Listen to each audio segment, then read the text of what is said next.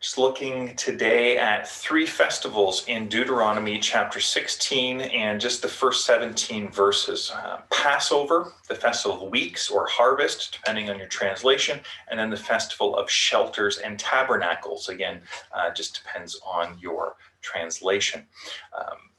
Passover, probably the most well-known if you're listening to this, because Passover is reflected in some ways in communion, what Jesus was doing at his Last Supper. It was a communion meal, but more so because it makes a good movie, right? The Passover with that 10th plague where the angel of death passed over the houses of the Israelites, and passed over in a very different way the houses of the Egyptians.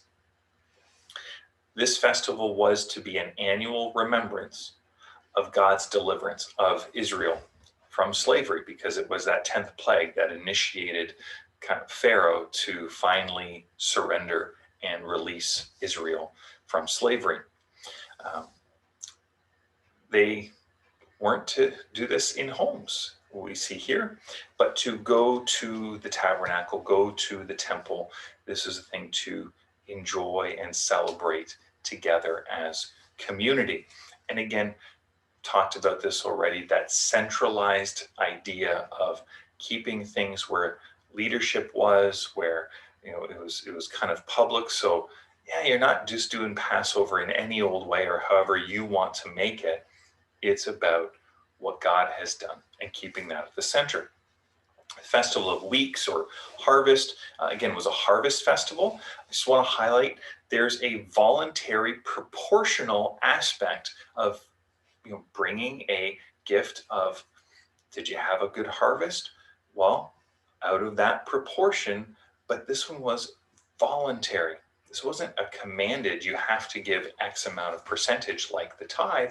This was, what do you want to bring? What is your heart's response to the provision God has given you? And here, all your household and all of those around you. I mean, so if you were given much, bless many. If yours wasn't such a great harvest, again, almost everyone here is agrarian. They're farmers. They're tending crops, flocks, herds, orchards. This is the economy. This is how the nation worked.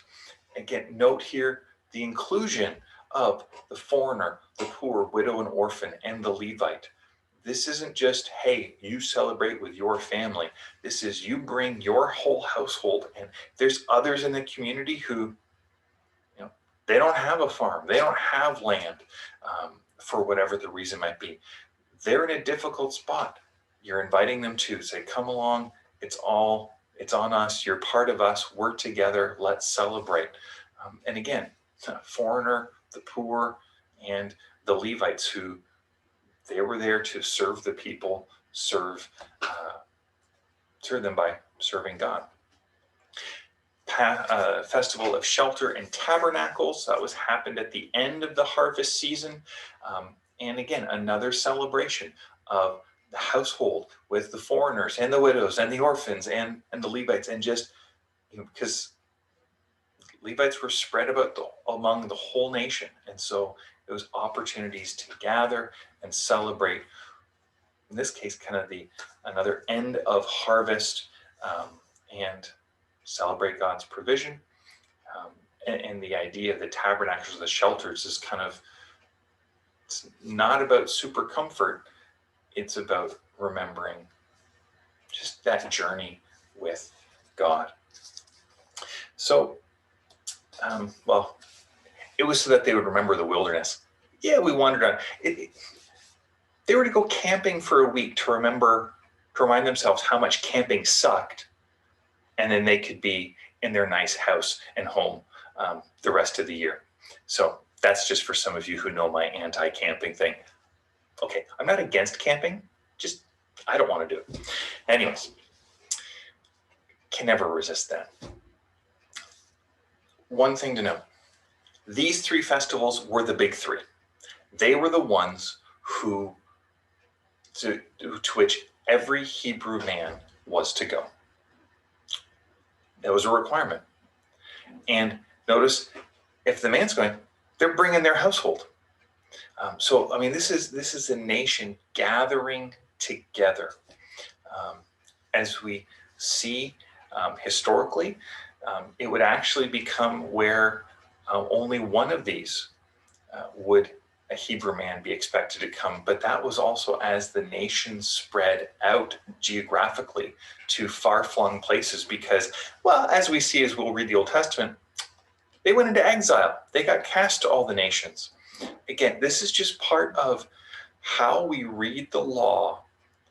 There's a part where the circumstances we find ourselves in, how do we apply the principles that are here? We'll talk more about that dynamic as we keep going through. For right now, today, here's what I'd like you to think about. Proportional and systemic generosity is what is, I mean, we're seeing this principle again, and we'll see it again within the next couple of weeks as we continue to go through Deuteronomy.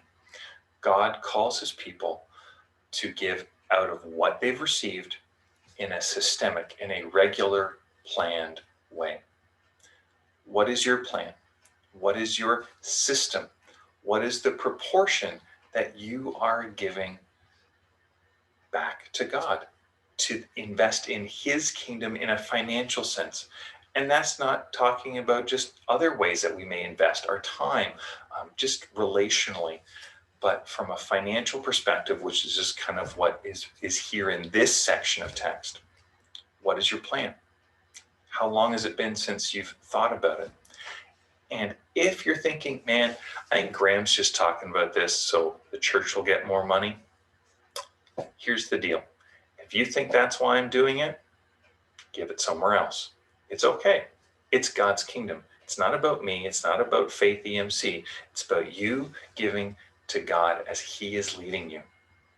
But here's what I will encourage. Wherever you're giving, be involved in that community in some way. Be involved in that mission. Be involved in praying for that missionary. Be involved in praying for that organization. Be involved in serving in some way. God doesn't want just your money. God wants your heart. May the Lord bless you and keep you. May the Lord make his face to shine upon you. May the Lord be gracious to you. And today would you know his peace. God bless.